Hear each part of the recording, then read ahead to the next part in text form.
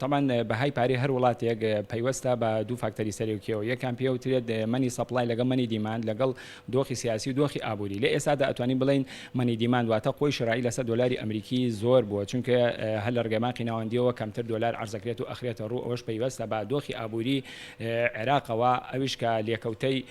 کۆرۆنا ڤایرۆسەکەوای کرد نرخی نەوتی بە ڕێژەی یەجگار دابەزان و ئێستا لێکەوتەکانی دەرئەکەوێ ئەمە ئەتوانین بڵین داهاتی عێراق واتە خستنە ڕووی دۆلار لە بانکی ناوەندیەوە بە ڕێژەیەکی بەرچاو دابەزیوە ئەمە ژوای کردووە کە قۆی شڕایی لەسەر دۆلار زیاد بێت و بەو جۆرە نرخەکەی تقریبان لەم سێ چوار ڕۆژە بە نیسبەی لە سەدا 2.5 بەهاکەی بەرز بێتەوە. دۆخی سیاسی عێراق تا ئاسێک جێگیر نییە. ئەمە خۆی بۆ خۆی لێکەوتی لەسەر بەهای پارەکە و تەنانە ئابووریشە بێت باشە و دۆخی ئابووریش هەر ناجێگیر وەکو سەرەتا ئاماژەم پێدا لە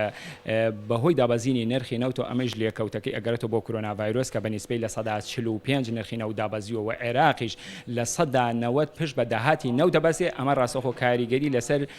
داهات و میزانی عێراق ئەنی دروست کرۆ بانکی ناوەندی ناتوانێت وەکو پێویست پارە بخاتە ڕوو باشە و لێکەوتەکانی لەسەر بازار چییە بەڕاستی ئێمە وەکو عێراقیش وەکو هەرێمی کوردستانیش ئەوەندەی کە وڵاتێکی ینی ئیمپۆرتەرین ئەوەی ئەکسپۆرتەرین واتە زیاتر کاڵۆشمەکەکان